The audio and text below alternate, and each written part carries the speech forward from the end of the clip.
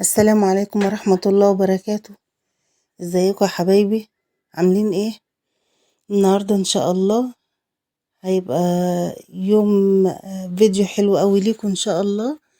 يا رب تستفادوا منه ومن الافكار اللي موجودة في الفيديو، لان انا هنزلكم فيديوهات مختلفة هتعجبكم قوي، بس يا ريت تتفرجوا عليها للاخر.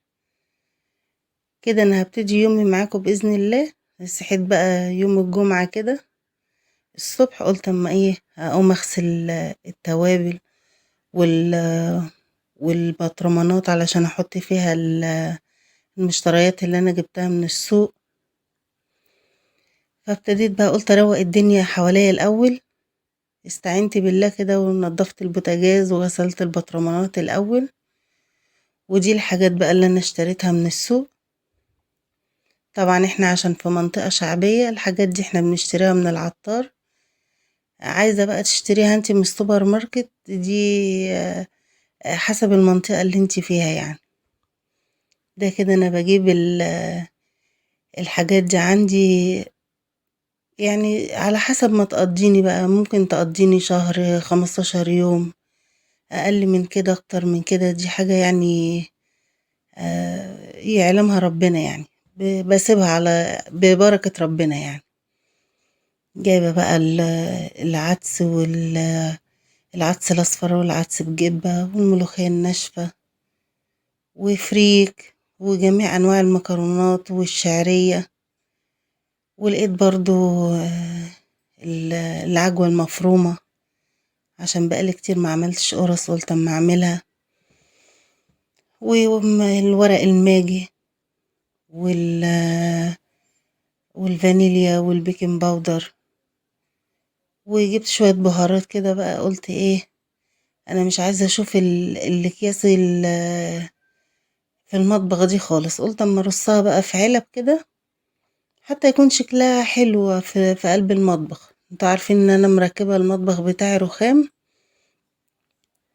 فبحاول على قد ما اقدر كده ان انا ابسط الحياة في المطبخ يعني. ارص الحاجة، قلت بقى ارصهم في قلب العلب الجديدة الحلوة دي التركي دي. طبعا كمية الحاجة كبيرة، فمش هجيب بقى كمية ال العلب على قد الاصناف دي كلها. فابتديت ان انا اعمل كل نص كيلو في الكيس زي ما هو محدود بقى كده في قلب العلبة، وانا طبعا شايفاه ولما عاوز منه هطلع. حطيت بقى العدس الاصفر، العدس بجبة، الملوخية، اللوبيا، والمكرونة. حتى المكرونة الاسباجيتي قسمتها نصين عشان تاخد العلبة.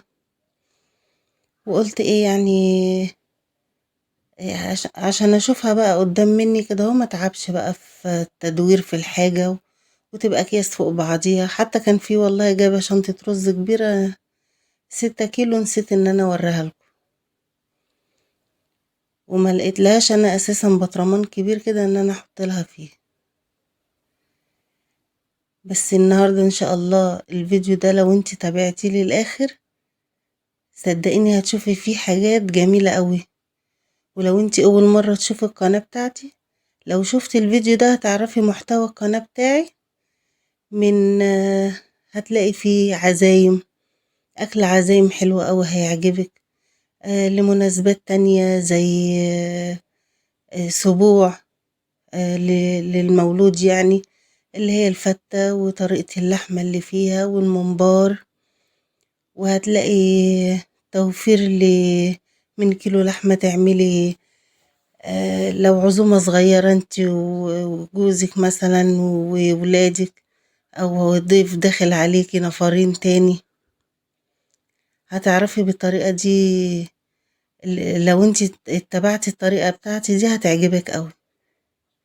دي كده بقى شوية البهارات اللي انا بشتريها، الزعفران البودرة والقرفة والشطة ال...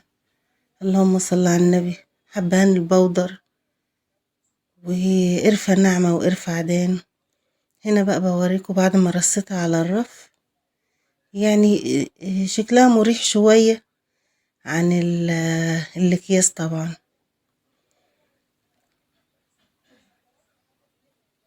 حلوة اوي المنظمات ديت، فعلا موفرة عليا كتير. ودي البطرمانات اللي انا غسلتها، كنت بانية البطرمان مية وقافلة الغطا.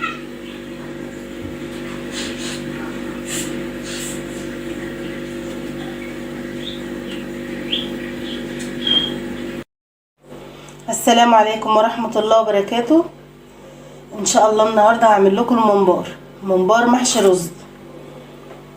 معايا هنا خضرة شبت وكزبرة وبقدونس وقرن فلفل اخضر، وده النعناع اللي على الوش، نعناع ناشف وانا بفركه بايدي. وهحتاج له رز طبعا. قبل ما اسقطه هشطف كمية الرز اللي انا هحتاجها. ومعايا هنا طماطم انا مفرزاها، وعندكم فيديو انا بفرز الطماطم ازاي. ومعايا هنا الممبار، انا كنت عامله كميه في الفريزر شايلاها وما لقيتش غير كيسين، فقلت اجيب بقى واعمل كميه.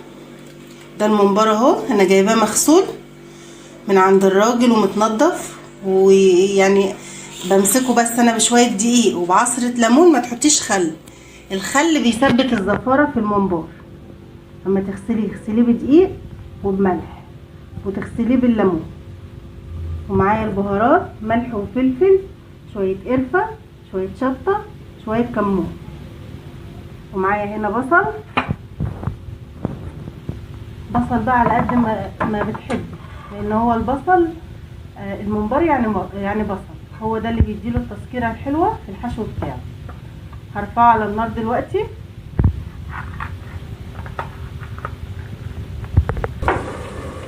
حبايبي انا رفعت البصل على النار اهو، حط له معلقه سكر كبيره، وهحط رشه ملح برضو،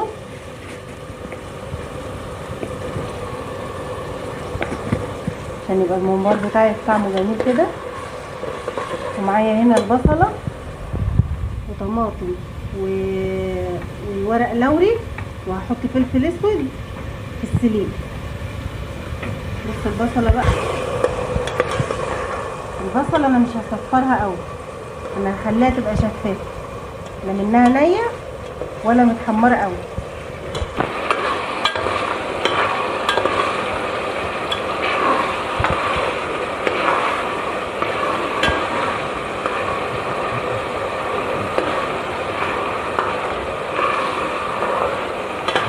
خمس دقايق بس كده تتشوح معايا كويس،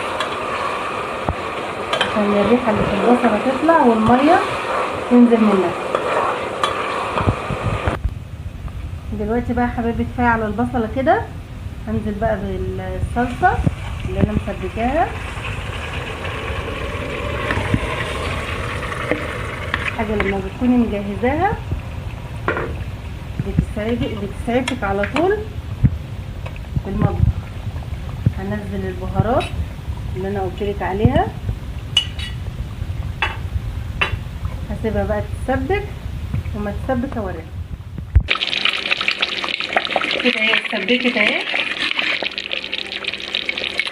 وهي عليها توابل زي ما قلنا، ده زيت وعليه بصل والصلصه وملح وفلفل وبهارات ومعلقه سكر كبيره، وشويه قرفه صغيرين والملح.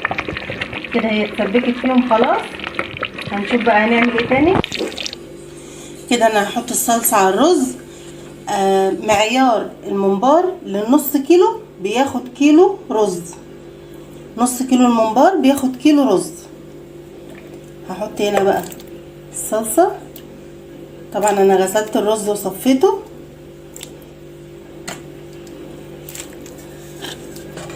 وهنا الخضره وقرن الفلفل والنعناع الناشف. قبل ما تزفري الرز بالممبار، دوقي بقى الحدق بتاع التسبيكه مع الرز مع الخضره.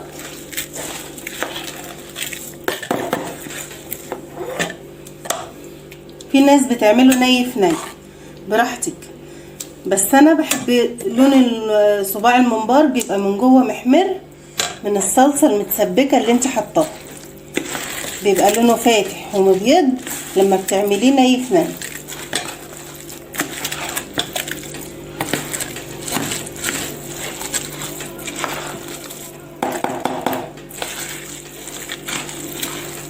المرحله دي بقى عايزه تزودي شطه زياده براحتك.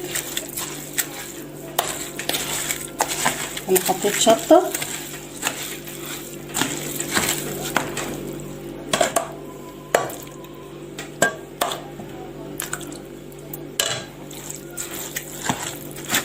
عشان يبقى صباع الممبار من جوه كده محمر. هنا في المرحله دي بقى لو انت عايزه تقسمي تاخدي على قد ما تاخدي للممبار. طبعا احنا ما بنزفرش الكميه دي كلها، انا باخد يعني هطلع اهو دلوقتي في طبق لوحده، هدوق بس الحدق بتاعه. لا عايز ملح هرش له رشه ملح عشان الرز.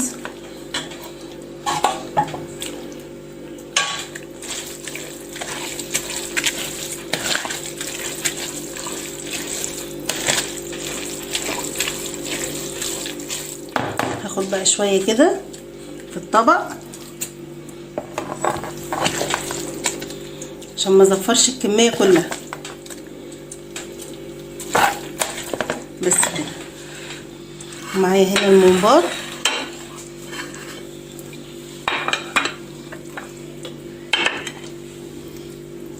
انا عايزه اقول لكم حاجه، انا ما بحبش الممبار اللي هو ما فيهوش دهن ده، واللي هو مكحوت قوي ده. يعني انا الراجل ده انا مش هجيب منه تاني. انا بحب يكون فيه دهن، يعني مش نسبه دهن عاليه قوي، عشان لما اجي احمره ريحه السمين والدهون اللي نازله منه دي هي اللي بتدي ريحه وطعم الممبار. انما انا كده بحس ان انا يعني كانه جلده. بصراحه انا مش هجيب من النوع ده تاني، يعني مش هجيب من الراجل ده تاني. هما شكلهم كده بيحطوا ماده بينضفوا بيها الممبار، بص والله كانه جلده.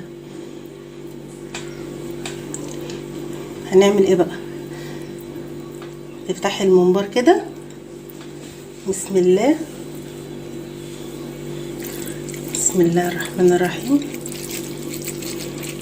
وما تمليش صباع الممبار قوي.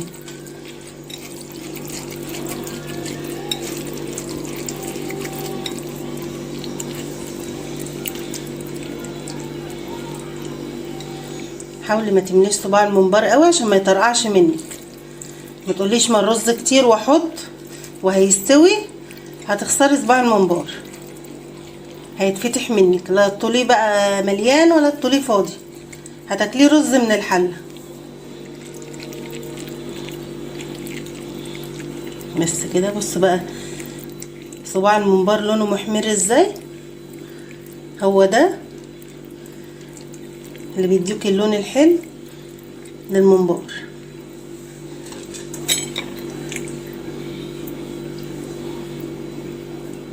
طبعا انت بتقطعيه يعني الحجم المتوسط.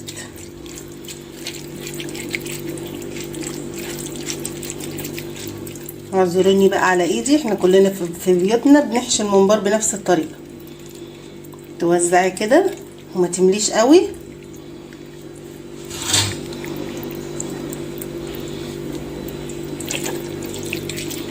اللي بيدي طعم للممبار ان شويه الدهون اللي نازلين منه. انا بقى عشان مضطريه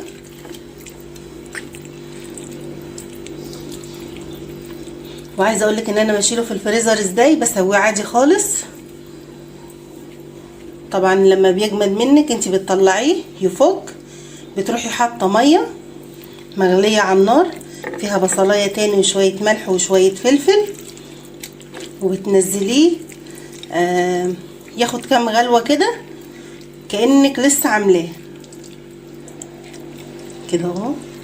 بصي مهوي ازاي، في زياده بتنزلي اهو، من هنا بيبقى فاضي ومهوي من النص كده، ومن هنا بيبقى فاضي برضو. هعمل واحد تاني معاكي.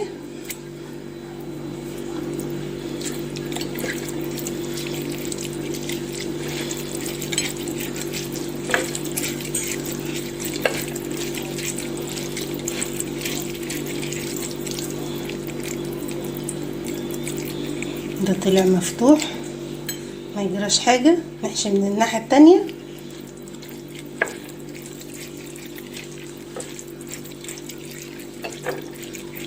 وما تربطوش ولا حاجة، وهوريك ازاي واحنا بنسقطه في المية برضو. اهو بتيجي عند الحتة المقطوعة، اشوفها هي فين. اهي في الاول بقطعها كده لو حتة صغيرة اهي، وبكمل عادي خالص اهي. بس كده هكمل انا بقى. دلوقتي الميه هتغلى اهي، هي داخله على الغليان. هقولك بقى نعمل ايه في الممبار. كان يعني واحده سالتني، قالت لي انت بتخلي الممبار كله سوا بعضه ازاي. اهو بصي،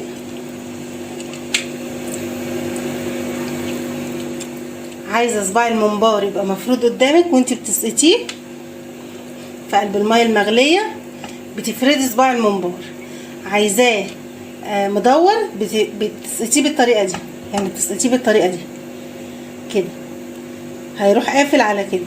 عايزاه الصباع طويل وانتي بتسقطيه تسقطيه طويل كده اهو كله.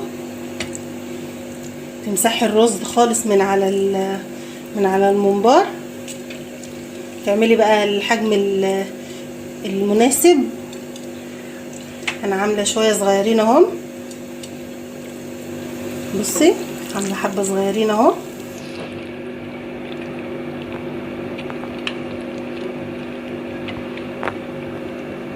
الميه اهي هتغلي، هروح عامله ايه. عندي كيش بتحطي عود كزبره، وعندي طماطمايه وبصلايه وورق لوري وملح وفلفل وكمون وشويه بهارات. بس مش هسقط الملح دلوقتي، شويه كده بس. هصبر على الميه بتغلي اهي اهو. بصي بسم الله الرحمن الرحيم، بتسقي صباع الممبار مفرود. هو ممكن الصغير ده اللي يطلع متني شويه اهو، ياخد اول غلوتين وبعد كده توطي عليه اهو. بصي، وما تسقطيش كله مره واحده، ادي فرصه للميه ان هي تسخن، عشان انت كده لما بتسقطي مره واحده انت بتبردي الميه ممكن يفتح منك اهو كده.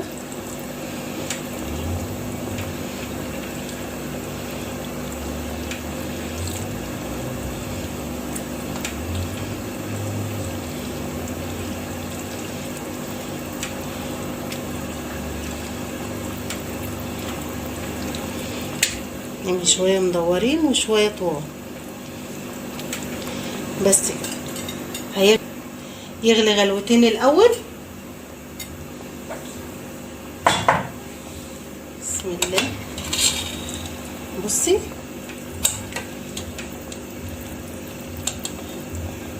اول ما نزل راح قافل. هسيبه بقى يستوي، يغلي غلوتين الاول واروح موطيه عليه، واما يستوي ان شاء الله هوريهولكم. هروح سقطاله الملح الاول، يعني قرب ما يجي يستوي هروح سقطاله الملح.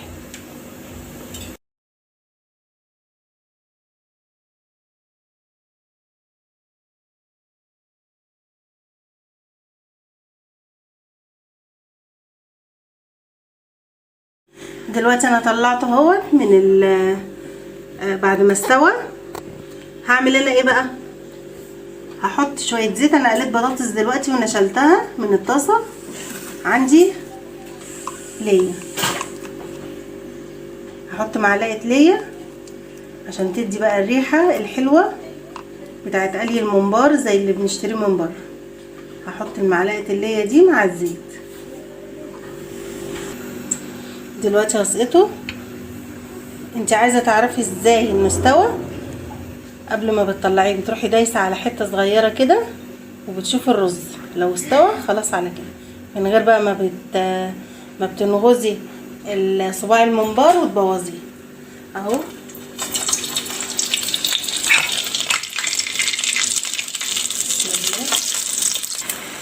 دلوقتي اهو يا حبايبي هصبر بس شويه كمان ياخد اللون الحلو، متقلبيش فيه كتير، يحمر من تحت تروحي قلبها على الناحيه التانيه.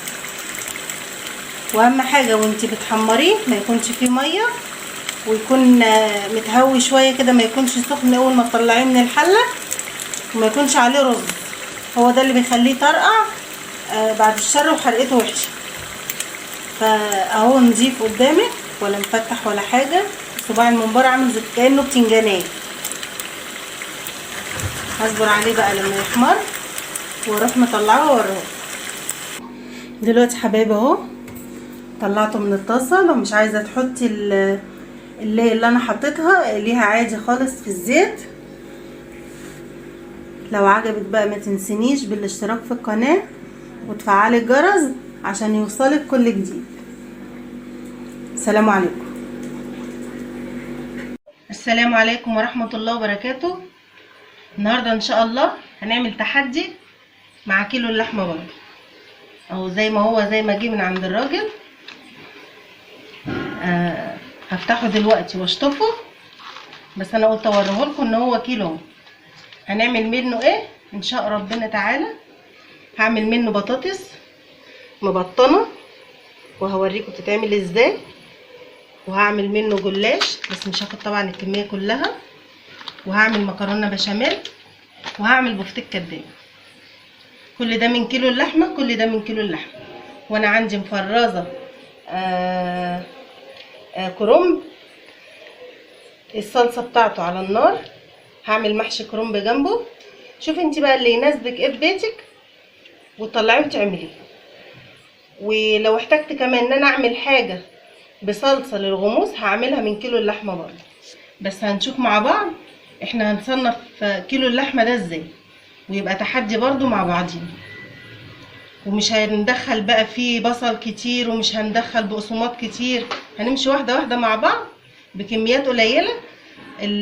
الحاجه تبقى بكميات قليله اي نعم، بس يبقى كذا طعم عندك على الترابيزه وانت بتاكلي انت وعيالك. حبيتي انت شايفه نفسك انت وجوزك لسه عرسان جداد، واللي انا هعمله ده ينفعك على يومين 3 حسب مقدرتك برضه. هنمشي مع بعض واحده واحده. وعلى فكره الاكل ده ينفع للعزايم. شوفي انت بقى عايزه تكتري عن كيلو اللحمه، عايزه تعملي الكميه دي وتشيليها في الفريزر وتشيليها زي يعني هنمشي مع بعض واحده واحده ونشوف. نسمي الله كده اهو. هفتح انا بس على كيلو اللحمه زي ما عملنا تحدي الفرخه كده، ونزلت لكم 6 وجبات من فرخه واحده، في كل واحده 3 وجبات. نزلتها لكم نيه ونزلتها لكم مستويه عشان الفيديو بس ما يطولش عليكم. فانا همسك كيلو اللحمه ده دلوقتي هشطفه ونشوف هنعمل فيه ايه. دلوقتي حبايبي انا شطفت اللحمه اهي، همسكها بقى افرمها. عندي الكبه او لو عايزه انت تجيبيها مفرومه من عند. دلوقتي حبايبي فرمت كيلو اللحمه اهو، هقسمه بقى ل4 اجزاء.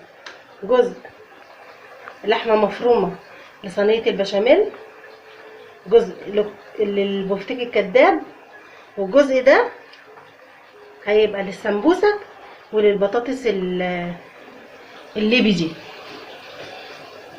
هاخد الجزء بتاع البطاطس، بسم الله. معايا بصلايه مفرومه وملح وفلفل وشويه قرفه وشويه خضره، ومعايا بيضايه مش هاخدها كلها.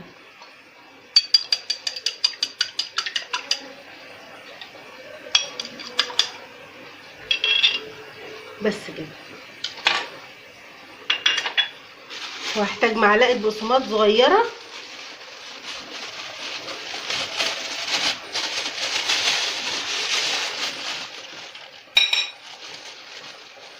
كده بس.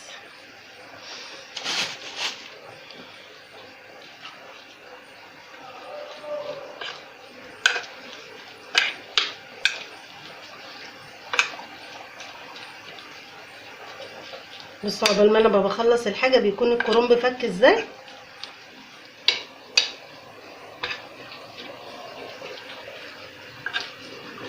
مفيش حاجه صعبه، اللي بيصعب الحاجه الكسل، ان انت تكسلي تقومي تعملي الاكل لعيالك او لجوزك، انما كل حاجه سهله بامر ربنا يعني. هنا بقى بالنسبه للبطاطس دي بتقطعيها شرايح عاديه كانك هتعمليها لصينيه البطاطس اهي كده.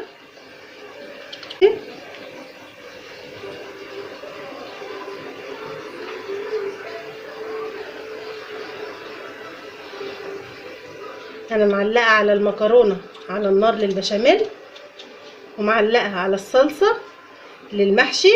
واللي عايز طريقه الصلصه بتتصلصل ازاي في فيديو لوحديها، وطريقه التسبيكه بتاعت المحشي ازاي برضو في فيديو لوحديها اهي. بصي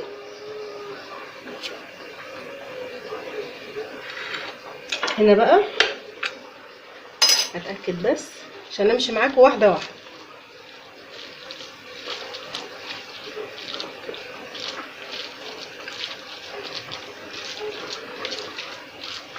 على فكره ممكن الكميه دي تكون كتيره على الاربع بطاطسيات دول.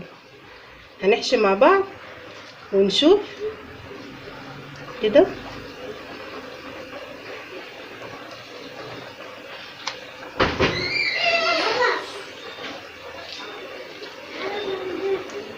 بصي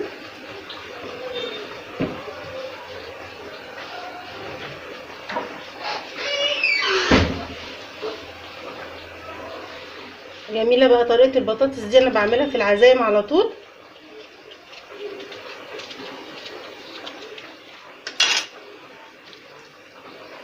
هخلص انا بقى الكميه عشان ما اطولش عليكم الفيديو. دلوقتي حبايبي المكرونه اتسلقت اهي، اصفيها عشان البشاميل.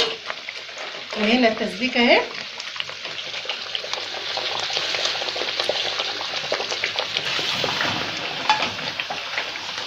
والبشاميل اهو،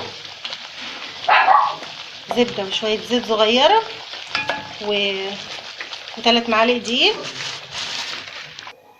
كده يا حبايبي اهي.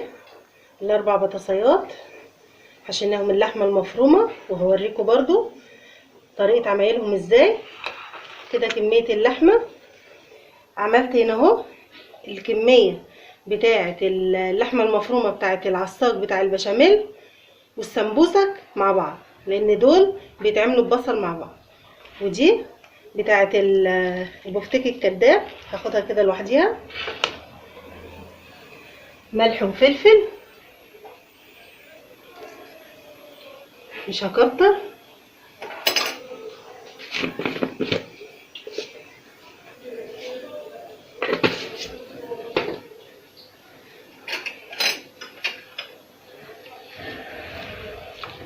افتحها بس كده. معلقه بقسماط واحده، مش عارفه بقول دايما على دي معلقه ليه مع انها نص معلقه. ونص البضايه، وشويه قرفه،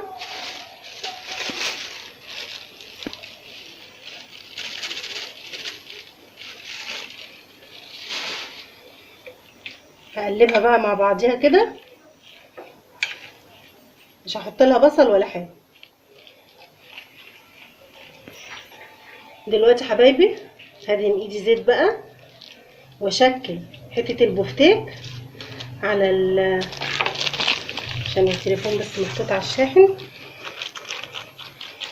تشكليها بقى مش منتظمه كده. هعمل معاها واحده تاني،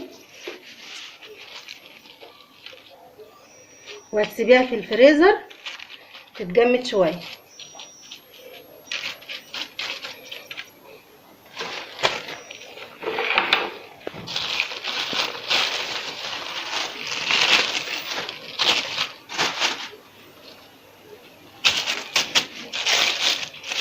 مادة الربط هنا هتبقى نص البضاية، ومعلقة نص معلقة البقسماط.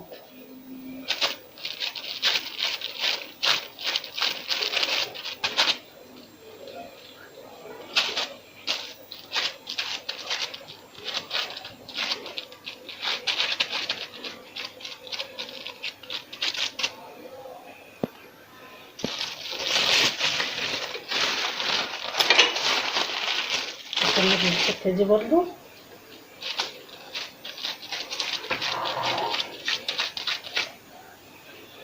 هشيلهم بقى في الفريزر اما يتجمدوا هوريهم لكم. دلوقتي يا حبايبي دول بصلتين متوسطين بس، وحطيت 3 معالق زبده هرفعهم على النار عشان خاطر اللحمه المفرومه بتاعه البشاميل وبتاعه السمبوسك. انا بعمل السمبوسك بالجلاش، ما حبيتهاش بصراحه بعجينه السمبوسك ده، انا من زمان ماشيه على كده، دايما بعمل السمبوسك بالجلاش. هرفعها على النار بقى. وهنا انا خلصت اهو، سلقت المكرونه وعملت البشاميل. الجلاش بقى هقطع نص الورقه بس،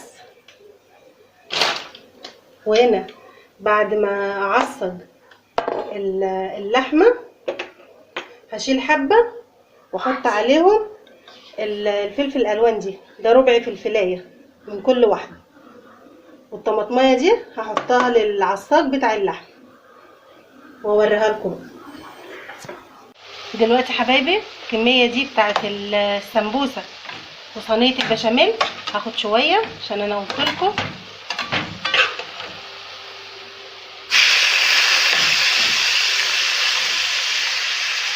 السمبوسه. وهنا احط الطماطميه دي بس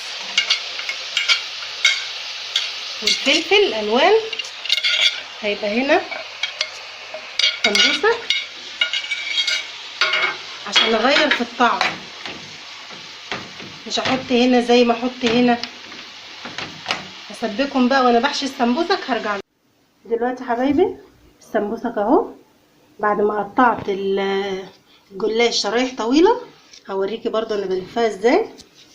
باخد بس 2 ورقتين او 3، يفضل 2 بس يعني، واهو تحطي كده. عايزه تحطي معاها موتزاريلا وزيتون تبقى حلوه.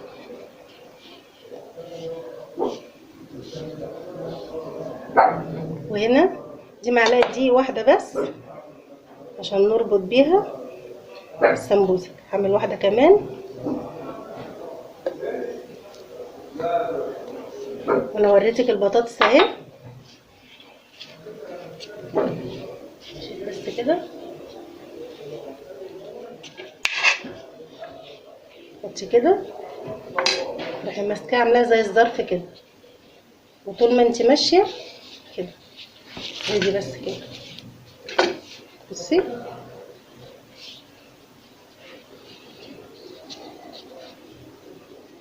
وتروحي لازقه. هنا بقى بالنسبه للبطاطس هخلص انا بقى الكميه دي، بس بالنسبه للبطاطس عندي هنا الدقيق هحط عليه ملح وفلفل، شويه ملح كده وهو في الكيس زي ما هو، وشويه فلفل اسمر،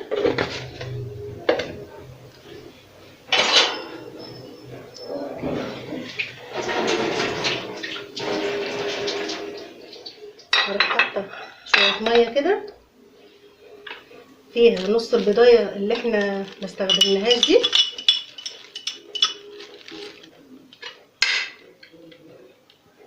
وشويه ملح في الميه مع البيضايه، شويه فلفل اسود،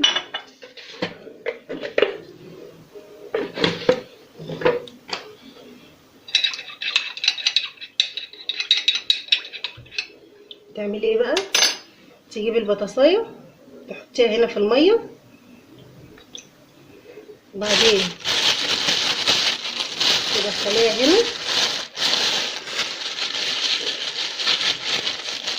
بصي تغلفي كلها، ولما بتعرق في الطبق قبل ما بتقليها بتبقى جميله. هخلص انا بقى كميه البطاطس واعمل معاكم اعبي صينيه البشاميل، واجيب البفتيك من الفريزر واتبله ببقسماط وبيض واوريه لكم برضه. دلوقتي حبايبي بقى هعبي صينيه البشاميل معاكم ان شاء ربنا. يعني هاخد بس شويه من الصلصه بتاعت البشاميل على المكرونه.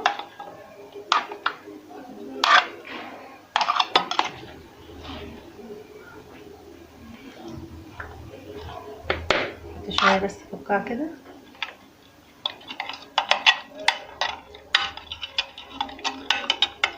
دهني الصينيه زبده او زيت.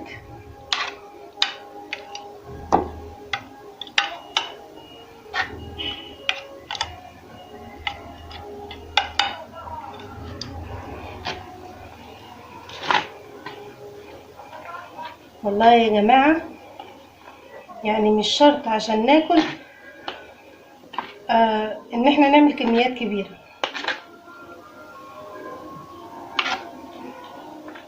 هو بس الكسل اللي بيخلينا ان احنا ما نصنفش في الاكل.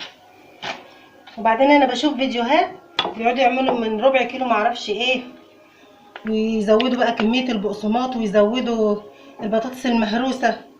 طب فين اللحمه او الفراخ اللي انت اكلتيها لجوزك او لولادك في الوجبه اللي انت عملتيها دي؟ لا منك اكلتيهم البطاطس لوحديها ولا منك اكلتيهم اللحمه او الفراخ لوحديها.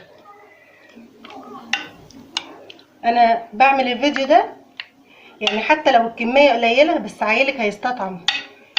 مفيش حد زي المصريين بيعرف ياكل. لما احط العيال البطاطس واقول له خد كل على انها لحمه فراخ او لحمه آه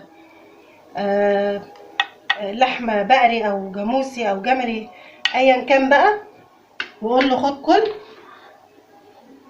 انا كده بضر عيالي. لا بديله فايده اللحمه ولا فايده الفراخ لما بقعد اكتر في البقسماط وفي البطاطس احنا عيالنا اكله يا جماعه. سموا كده على الحاجه وربنا يبارك. يعني اهو كيلو اللحمه عمل قد ايه؟ بصي ولا مليان فلفل. اقسم بالله دي بصلايه ونص للسمبوسه وللصينيه البشاميل.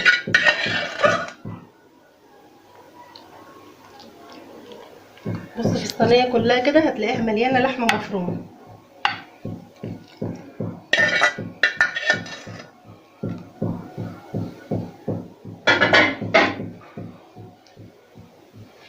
هنزل بكميه المكرونه. ده كيس مكرونه.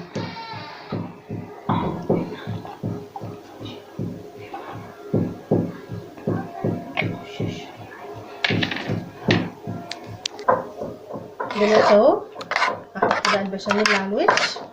نص كيلو لبن على 3 معالق دقيق.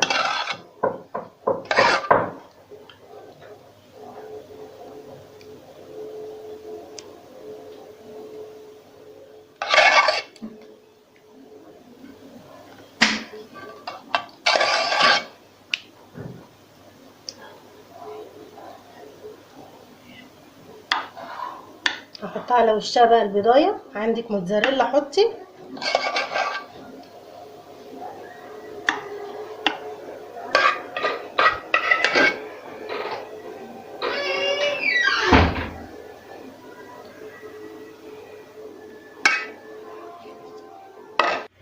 دلوقتي حبايبي ادي الاربع وجبات من كيلو اللحمه. صينيه بشاميل وسمبوسك والبفتيك ده. انا قسمت القطعه على 2 بعد ما جمدت عشان اعرف اتحكم فيها. نزلتها في الدقيق وبعد كده البيض وعليه شويه ملح وفلفل وبعد كده نزلته في البقسماط. وهنا البطاطس الليبي جميله قوي للعزايم. وانا عملت محشي. عايزه تعملي انت رز بسمتي جنب الكلام دوت، عايزه تزودي الكميه عايزه تنقصي براحتك. زي ما شفتي كده انا لا حطيت فلفل ما مليتش بقى كيلو اللحمه. البصل والبطاطس اللي بيحطوها والفلفل زي ما انت حضرتك شفتي كده انا عملت فيه ايه. وكل حاجه انت تقدري تعمليها، تزودي الكميه تنقصي دي براحتك. انا زي ما بقول لحضرتك انا بديك الفكره وانت اعملي اللي انت عايزاه. لو عجبك بقى الكيلو اللحمه اللي انا عملته. ما تنسينيش في اللايك والاشتراك وتفعلي زر الجرس عشان اي حاجه انا بعملها توصلك. سلام عليكم.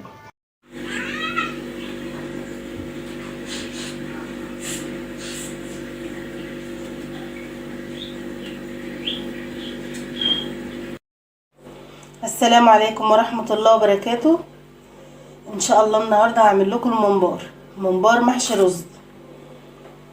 معايا هنا خضرة شبت وكزبرة وبقدونس وقرن فلفل اخضر، وده النعناع اللي على الوش، نعناع ناشف وانا بفركه بايدي. وهحتاج له رز.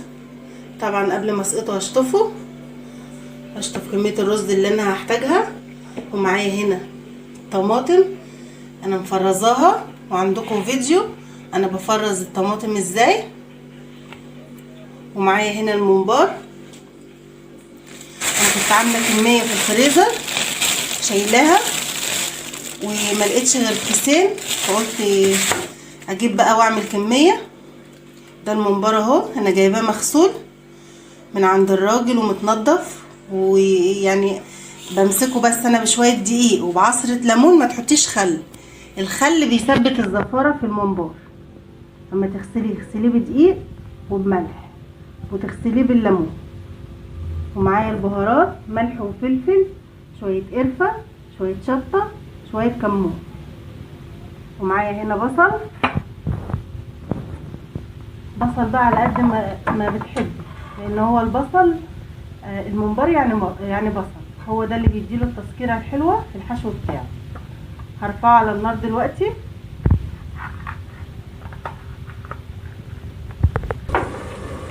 حبايبي انا رفعت البصل على النار اهو، حط له معلقه سكر كبيره،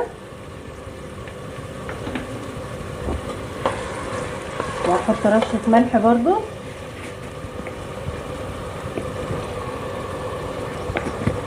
عشان يبقى الممبار بتاعي طعمه جميل كده. ومعايا هنا البصله وطماطم وورق لوري، وهحط فلفل اسود في السليق. بص البصله بقى،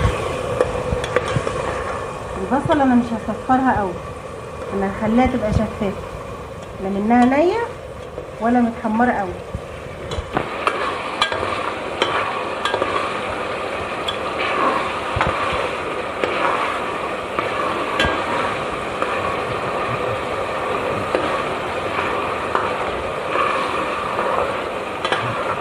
دقايق بس كده تتشوح معايا كويس عشان الريحه اللي في البصله تطلع والميه تنزل منها.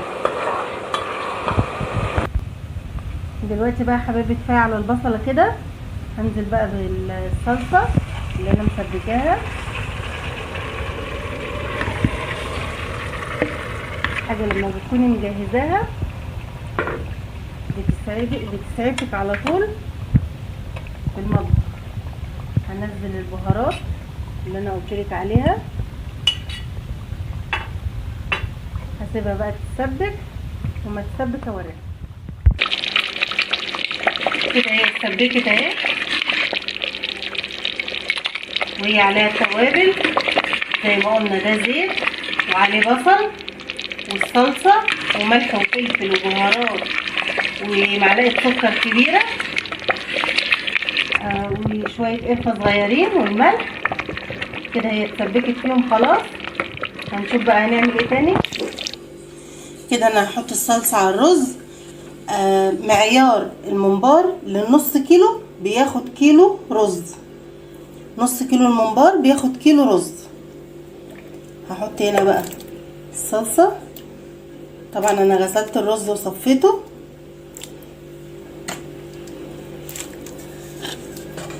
وهنا الخضره وقرن الفلفل والنعناع الناشف. قبل ما تزفري الرز والممبار دوقي بقى الحدق بتاع التسبيكه مع الرز مع الخضره.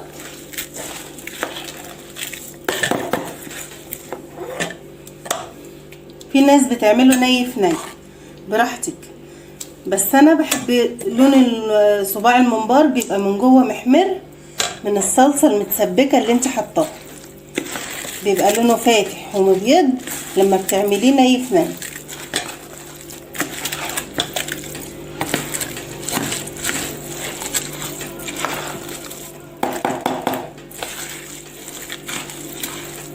المرحله دي بقى عايزه تزودي شطه زياده براحتك. انا حطيت شطه.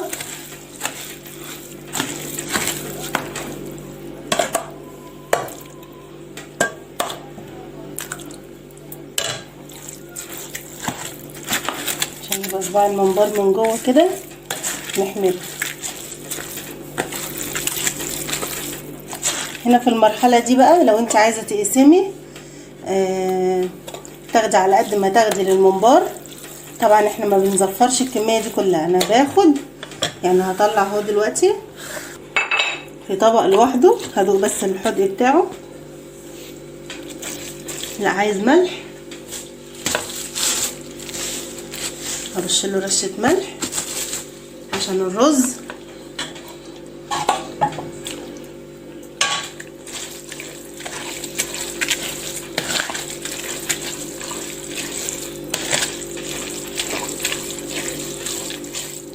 هاخد بقى شويه كده في الطبق عشان ما ازفرش الكميه كلها، بس كده. معايا هنا الممبار،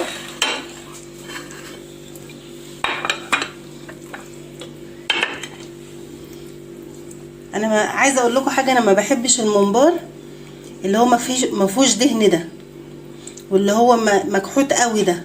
يعني انا الراجل ده انا مش هجيب منه تاني. انا بحب يكون فيه دهن، يعني مش نسبه دهن عاليه قوي، عشان لما اجي احمره ريحه السمين والدهون اللي نازله منه دي هي اللي بتدي ريحه وطعم الممبار. انما انا كده بحس ان انا يعني كانه جلده. بصراحه انا مش هجيب من النوع ده تاني، يعني مش هجيب من الراجل ده تاني. هما شكلهم كده بيحطوا ماده بينضفوا بيها الممبار، بص والله كانه جلده. هنعمل ايه بقى؟ تفتحي الممبار كده، بسم الله، بسم الله الرحمن الرحيم، وما تمليش صباع الممبار قوي.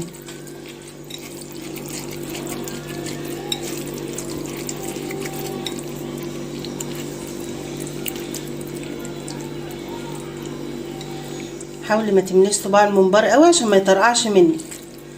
ما تقوليش ما الرز كتير واحط وهيستوي هتخسري صباع الممبار، هيتفتح منك. لا تطوليه بقى مليان ولا تطوليه فاضي، هتاكليه رز من الحله. بس كده. بص بقى صباع الممبار لونه محمر ازاي، هو ده اللي بيديك اللون الحلو للممبار.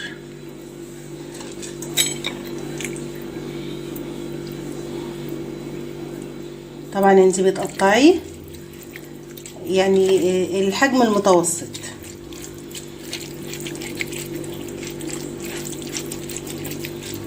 اعذروني بقى على ايدي، احنا كلنا في بيوتنا بنحشي الممبار بنفس الطريقه.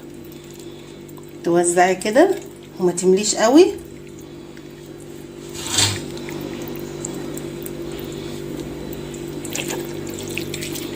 اللي بيدي طعم للممبار ان شويه الدهون اللي نازلين منه. انا بقى عشان مضطريه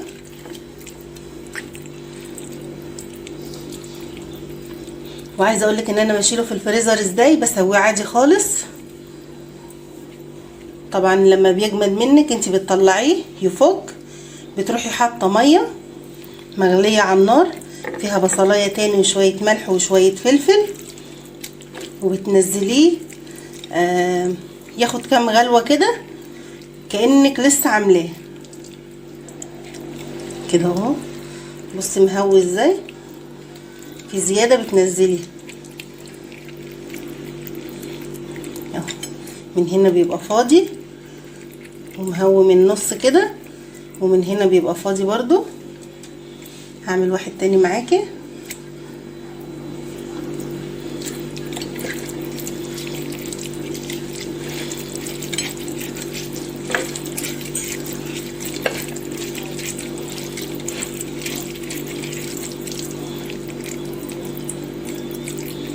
ده طلع مفتوح، ما يجراش حاجة. نحشي من الناحية التانية.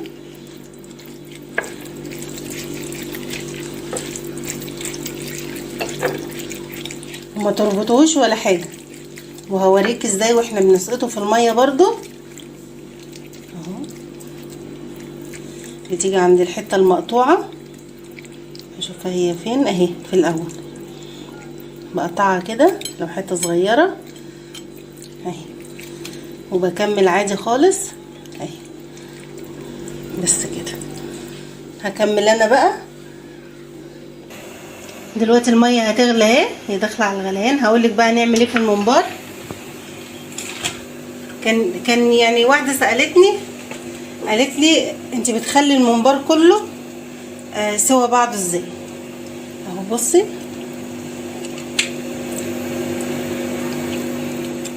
عايزه صباع الممبار يبقى مفروض قدامك وانت بتسقطيه في قلب الميه المغليه، بتفردي صباع الممبار. عايزاه مدور، بتسقطيه بالطريقه دي، يعني بتسقطيه بالطريقه دي كده، هيروح قافل على كده. عايزاه الصباع طويل وانتي بتسقطيه تسقطيه طويل كده اهو كله. تمسحي الرز خالص من على الممبار. تعملي بقى الحجم المناسب. انا عامله شويه صغيرين اهم، بصي عامله حبه صغيرين اهو.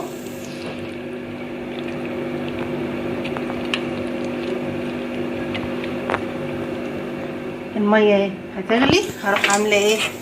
ما عندكيش بتحطي عود كزبره، وعندي طماطمايه وبصلايه وورق لوري وملح وفلفل وكمون وشويه بهارات. بس مش هسقط الملح دلوقتي، شويه كده بس. هصبر على الميه بتغلي اهي اهو. بصي بسم الله الرحمن الرحيم. بتسقي صباع الممبار مفروض، هو ممكن الصغير ده اللي يطلع متني شويه اهو، ياخد اول غلوتين وبعد كده توطي عليه اهو. بصي، وما تسقطيش كله مره واحده، ادي فرصه للميه ان هي تسخن، عشان انت كده لما بتسقطي مره واحده انت بتبردي الميه ممكن يفتح منك اهو كده.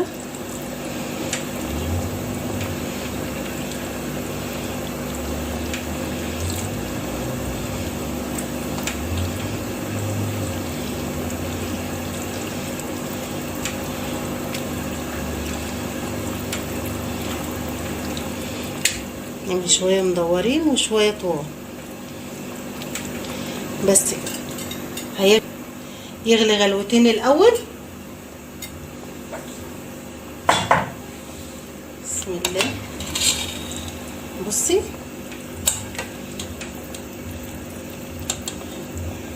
اول ما نزل راح قافل.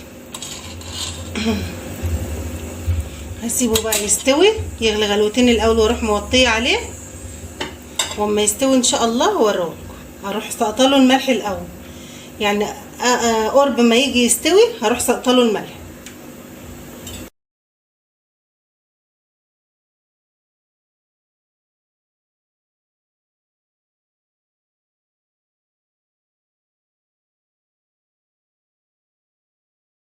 دلوقتي انا طلعته اهوت من بعد ما استوى.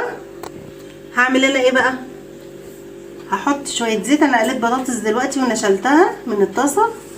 عندي ليا، هحط معلقه ليا عشان تدي بقى الريحه الحلوه بتاعت قلي الممبار زي اللي بنشتريه من بره. هحط المعلقه الليا دي مع الزيت. دلوقتي هسقطه. انت عايزه تعرفي ازاي انه استوى؟ قبل ما بتطلعيه بتروحي دايسه على حته صغيره كده وبتشوفي الرز، لو استوى خلاص على كده، من غير بقى ما بتنغزي الصباع الممبار وتبوظيه. اهو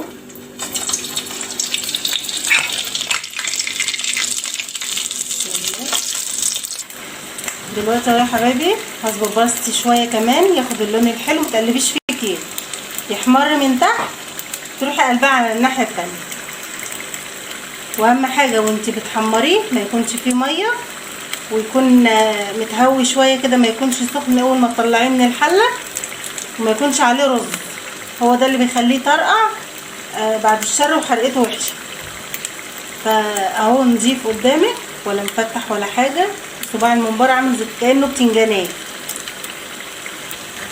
هصبر عليه بقى لما يحمر واروح مطلعه واوريه. دلوقتي حبايبي اهو طلعته من الطاسه. لو مش عايزه تحطي اللي انا حطيتها ليها عادي خالص في الزيت. لو عجبك بقى ما تنسنيش بالاشتراك في القناه وتفعلي الجرس عشان يوصلك كل جديد. السلام عليكم. السلام عليكم ورحمه الله وبركاته. ازيكم حبايبي؟ النهارده بامر الله هنعمل صينيه جمبري، وهنشوي البلطي، وهنشوي ماكريل بامر الله تعالى. هوريكم دي بصل وفلفل بارد وحامي وليمون والزيت والملح والكمون وكزبره وطماطم لصينيه الجمبري. ودي التخليله دي كلها اللي هنخلل بها السمك بقى قبل ما يتشوي وبعد ما يتشوي.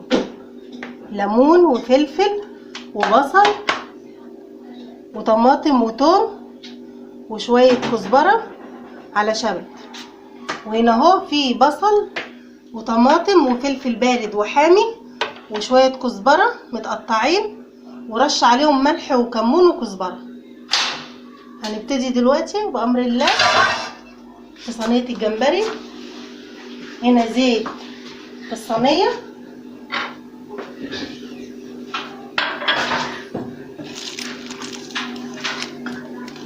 يسخن بس كده الزيت.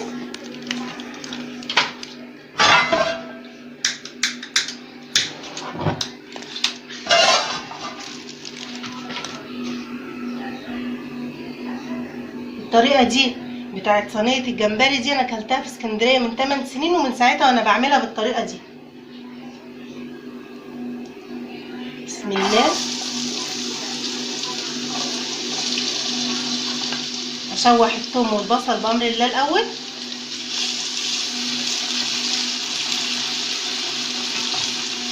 واكون مسخنه الفرن عشان هدخله في الفرن.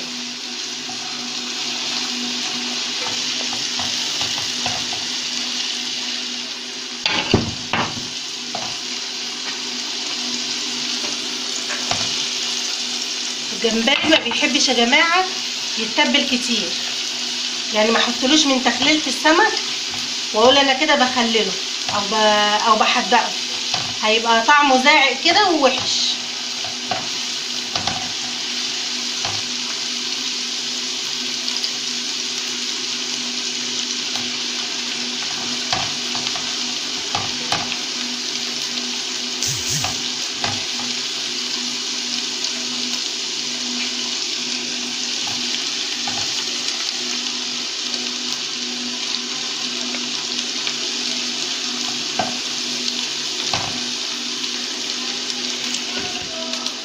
اروح نازله برضو بالطماطم وبالفلفل وشويه فلفل حامي وبارد.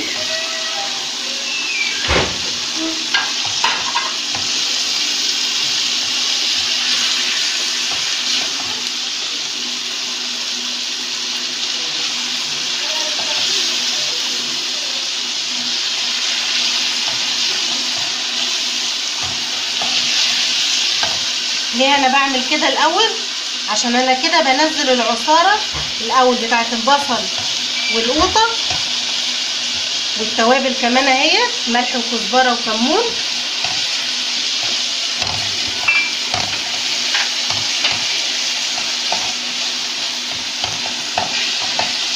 تتبيله بسيطه كده.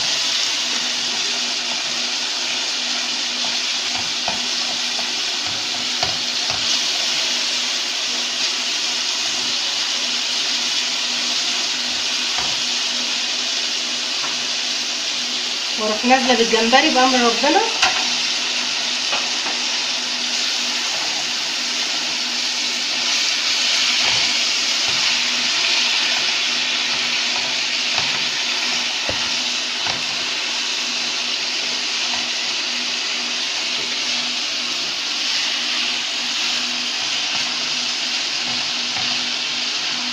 كده انا اتاكدت انه اتقلب، هدخله بقى الفرن.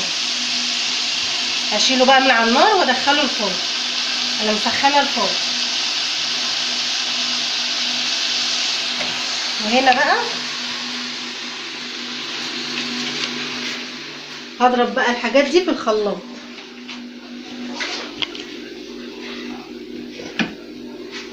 هنا بأمر الله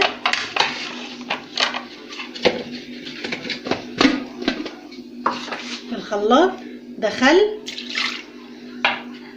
وبصل وطماطم وثوم وفلفل والكزبره والشبت والليمون بقشره برضو كده.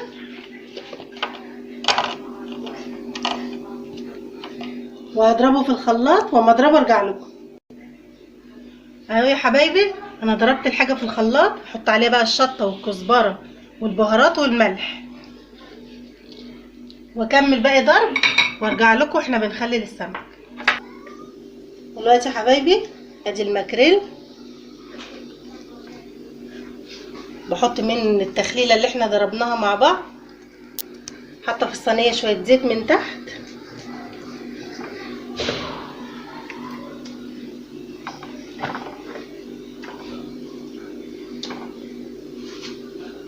والبصل والطماطم والفلفل الحامي والبارد اللي احنا عملناهم مع شويه الملح والبهارات، برضو حاجه بسيطه خالص.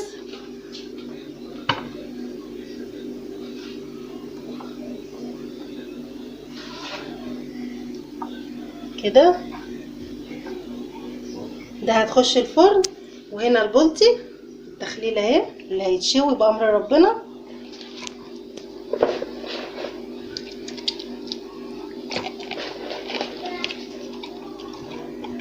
طبعا غاسلينه كويس ونقعينه في شويه الدقيق وعصره الليمون.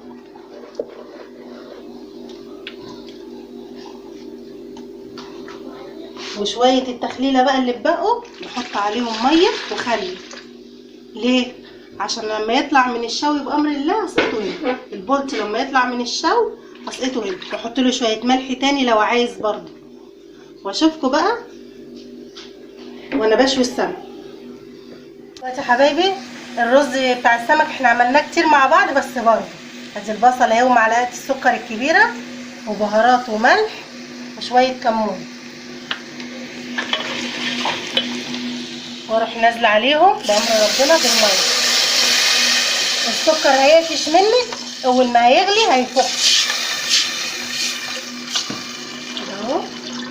واما يغلي بقى هسقط الرز. وهنا الصاجه اهي اللي بشوي عليها السمك.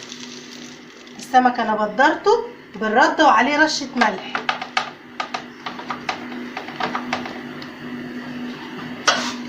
اروح عامله ايه بقى؟ رشه زيت.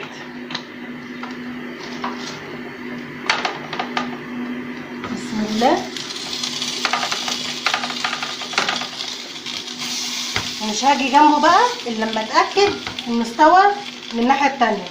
انا ما بجيبش الشبار الصغير بتاع الشوي، انا بحب برضو بيبقى فيه شويه لحم. بجيبها اللي هي قد كف الايد.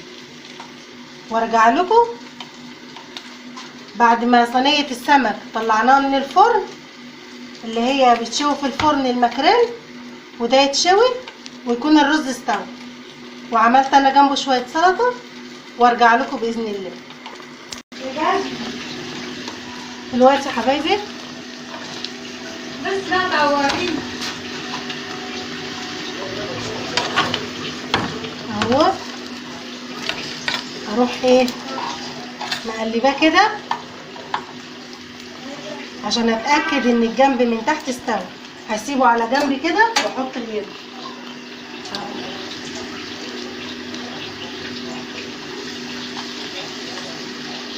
ما بقلبهوش غير لما تبقى السمكية مستوية كده، وبرضو باكد عليها تاني وبحطها عشان من تحت كده، من تحت السمكة يبقى مستوي، وبسيبها كده شوية على جنبها وارجع لكم بقى لما اخلص. دلوقتي يا حبايبي اهو بعد ما قلبته، بس عشان اتاكد ان ظهر السمكه من تحت مستوي بروح حطها على جنب كده وبحط هنا وما بقلبهاش، حتى لما تيجي تشديها كده مش هتطلع، لان هي اول ما بتستوي بتفك من نفسها. اول ما بعمل كده وما بتطلعش بسيبها، ولما اجي اقلبها الناحيه التانيه هوريها. دلوقتي يا حبايبي بصوا، اهم خطوه بقى في شوي السمك بامر الله، التخليله اللي احنا حطيناها بتاعت السمك اللي اتبقت، وعصرنا عليها ليمون تاني وحطيت عليها شويه خل وميه وشويه ملح تاني. هعمل ايه بقى بعد ما اتاكد ان السمك استوى؟ بص ابيض من جوه ازاي، بس انا ما بحبش اهريه. بسم الله الرحمن الرحيم. هروح عامله كده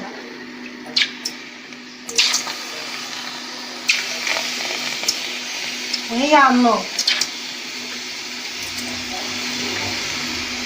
انا لسه ما طفيتش. هي دي بقى اللي بتدي السمك طعم وريحه.